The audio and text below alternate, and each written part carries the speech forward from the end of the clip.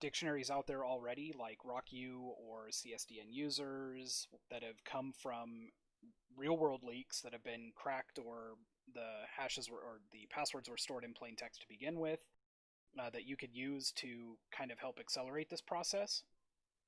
And you can find a good list of those on the Skull Security website, which is actually linked from the Password Village website here. So, what is a dictionary? A dictionary is simply a list of words or a list of phrases or a list of sentences that you feed into your cracker to generate hashed candidates to compare against the hash that you're trying to crack. So we cover the basics of a dictionary attack on the Password Village site under the Cracking 101. But let's actually look at how we can build some word lists that might be effective in what we want to accomplish as well. So we're going to start with Cool. Cool is a Ruby app that will go and scrape a website. So we'll download the pages, and then we'll take all the words that were contained within there and split them at the space or the special characters and output a word list for us. So we're going to need to install this. We're on a Debian box, and Cool is inapt, so we can sudo apt install Cool.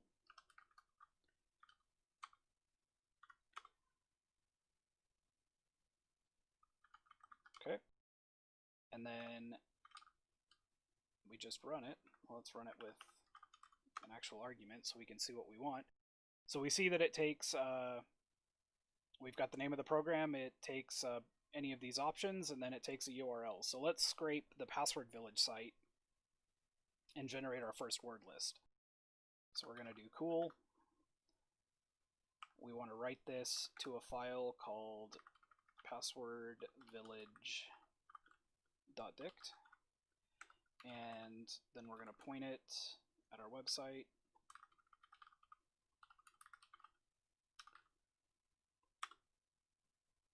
And it's now going out and pulling the pages to a depth of 2, so it's going to do a little bit of spidering.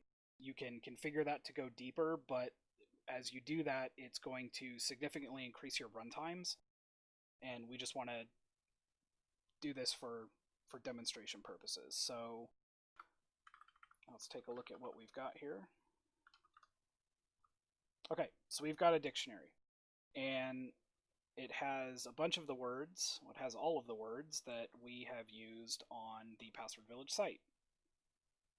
So let's try and crack some passwords with this. I've created a list of MD5s that originated from the RockU dump, and then we will feed it our passwordvillage.dict and see what we get. Let's make this a bit bigger. Okay, so we only got 2. Not very good, but it's a start. We cracked some real-world passwords simply by taking the output of a website and running that against our list of hashes. So if we wanted to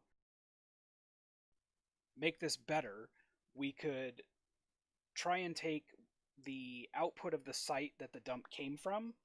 So we're using like terminology for what the user, or to get into the user's mindset of what they would have been doing. So if it's, for instance, an antiques place, maybe words that have to do with antiques. I'm not an antique person, so I sure as hell don't know what they are. But the website will give those to me simply by discussing antiques in the first place. So that's a good way to get a bit of a targeted word list for the hash list that you're attempting to attack. From a company perspective, if you are, doing a pen test for a client, you could point Cool at the client website, tell it to go spider to a depth of 10, for instance, and create a word list, sort that list, and then run it against hashes that you might get from there, and you may crack something. It's a very simple way to get started with that. Another one is a hashcat tool called Wikistrip, and what it does is Wikipedia publishes the dumps of all of the Wikipedia pages that exist. So you can go out and get the backup of the entire US Wikipedia site and then use that to create a word list. And they're huge files, they take a lot of time to process, but we went ahead and grabbed some of those so that we can show that here. So I went with the DE Wiki, which is going to be words in German. And then we can get Wikistrip from the Hashcat Tools page, follow it down into experiments, and then there's Wikistrip. It is a 7-zip file, so we'll just simply decompress that, and we'll be good to go. So, just to give you an example of what that looks like, so we go into Wikistrip.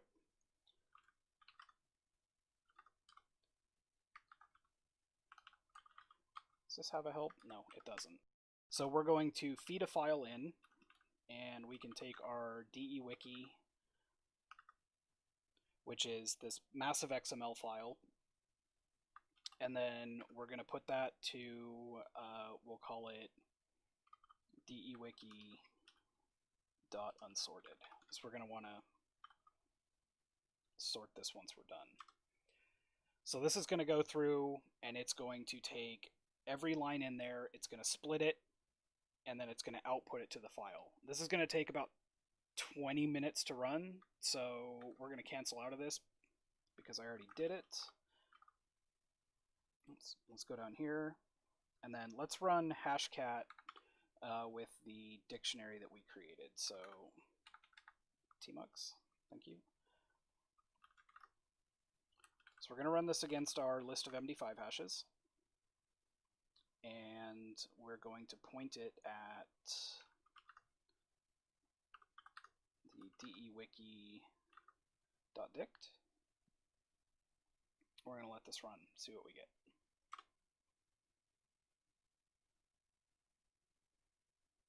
Okay, so we're getting a bunch of cracks. So our hash list is about 19,997, and we've now cracked about 500 of those. And we've done that using nothing but things that we can easily get from the internet. We could also use this dictionary to do a combinator attack. So if we give this guy an A1, and then we point it at dewiki.dict.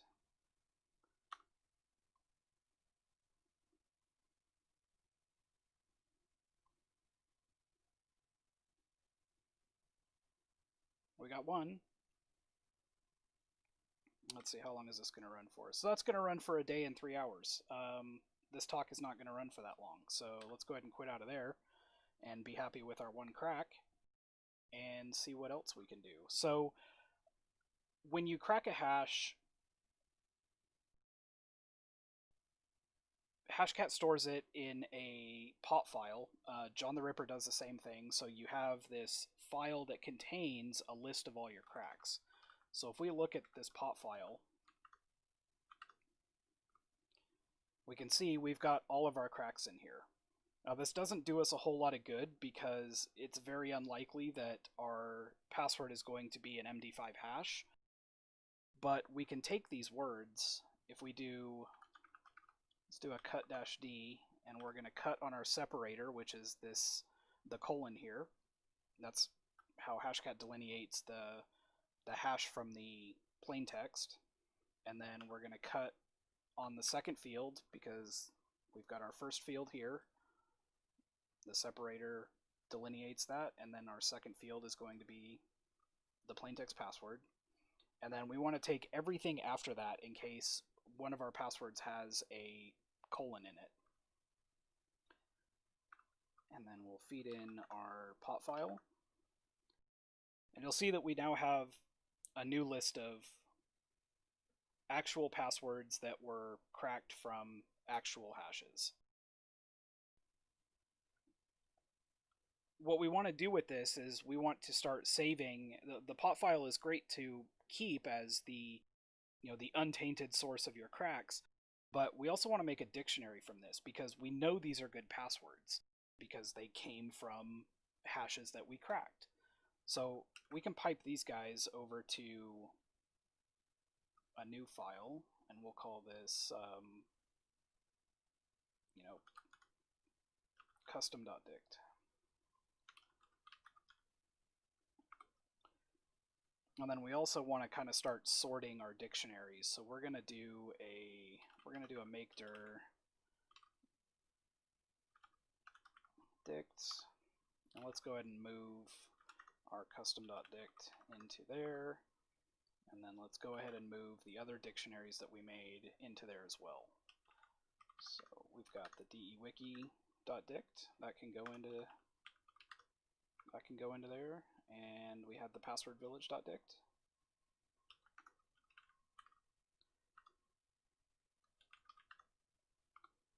Okay.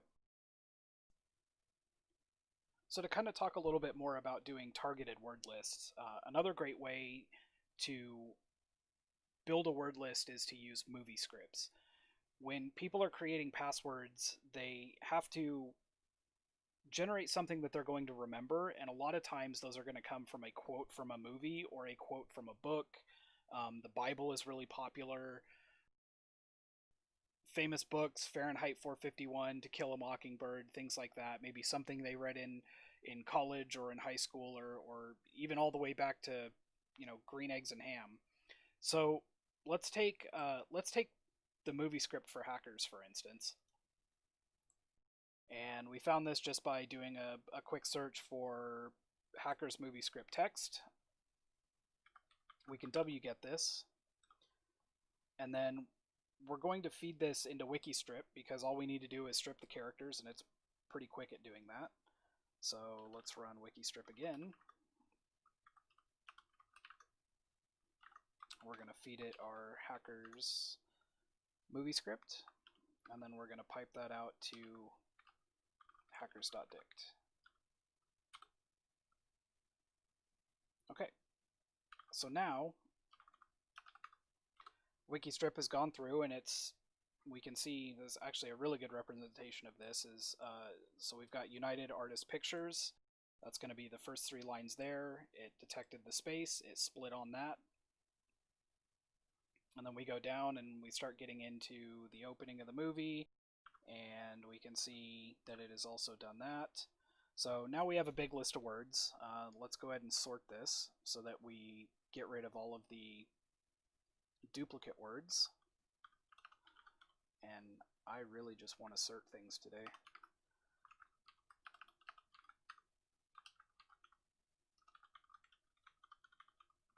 Okay, let's take a look at what our difference is and see what we were able to trim out.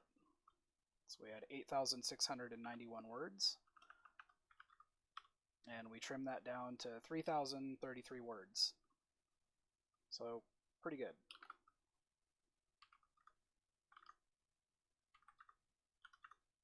To hackers.dict, and then let's run this. Let's run this against our list and see what we get.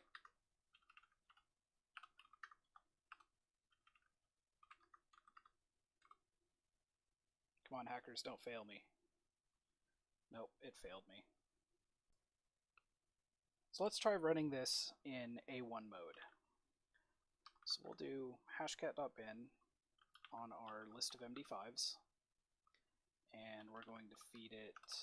We want to specify we want to do combinator because our dictionary isn't very big. I mean, it's only 3033 to 3033. That won't take very long at all. Hackers.dict and hackers.dict. Oops, not hashcat.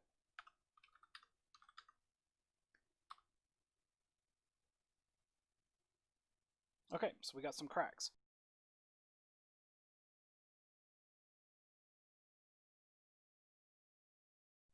We combined the dictionary, so we combined each word from each dictionary to make a new word. somewhere in our word list was, I'm just going to guess here and say the left side word was boner, and the right side word was baby. So when Hashcat combined the words from the two lists, it generated the hash. The hash matched the hash that we had in a file, so we now have a cracked password.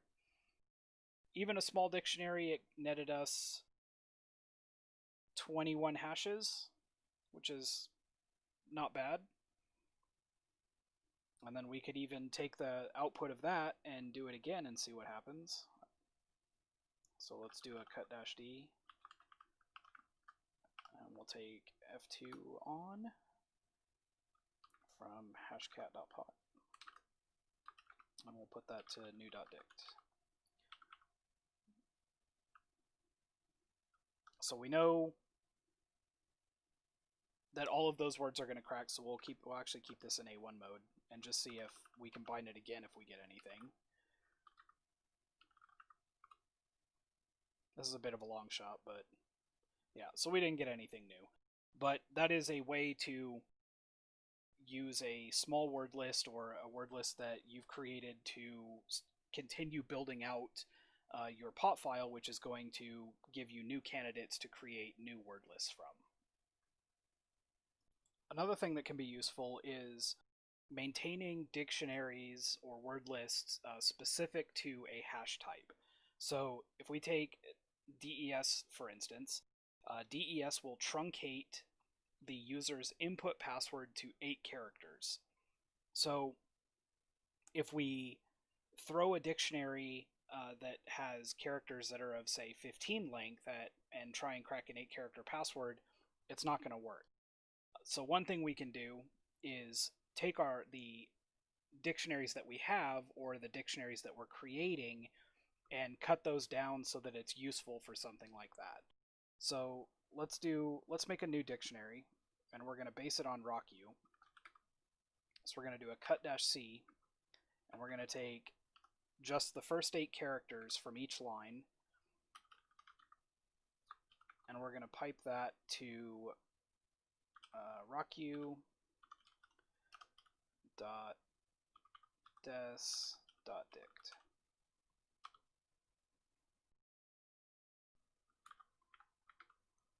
In this file now, we will see the passwords that were in RockU that have been trimmed to 8 characters.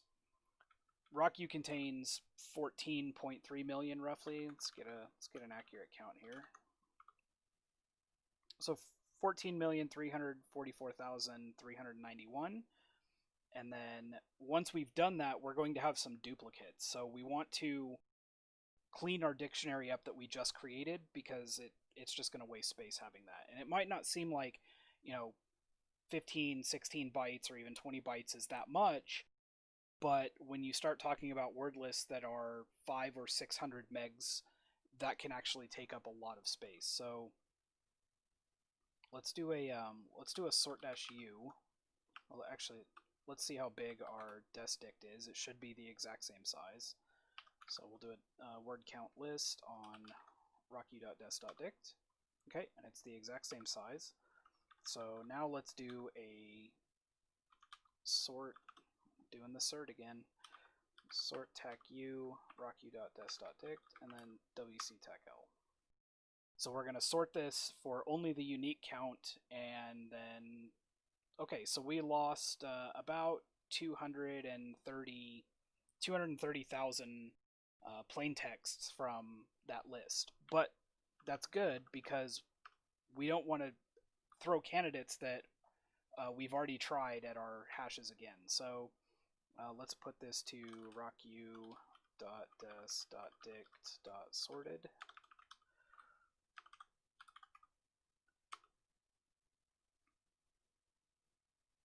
And then we don't need this base file, the rocku.des.dict anymore, because it contains stuff we don't want. So let's move rocku.des.dict.sorted to rocku.des.dict. And so now we've got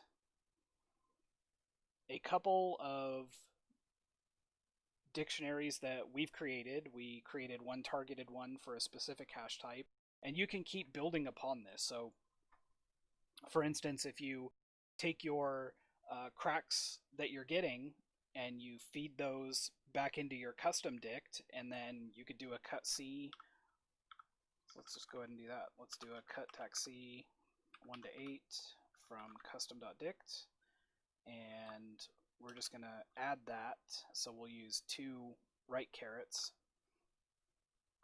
to rockyou.des.dict. So now we should have, hopefully, we see an increase between where we were with our sorted count and where we are now. So let's go ahead and make sure that we don't have any duplicates in there. So we'll do another sort tac u rockyou.des.dict, and then we will put that to the sorted file. Now, one thing you want to be really careful with when you're manipulating dictionaries is you really don't want to overwrite what you've already got. I've done that a few times and lost a ton of good data.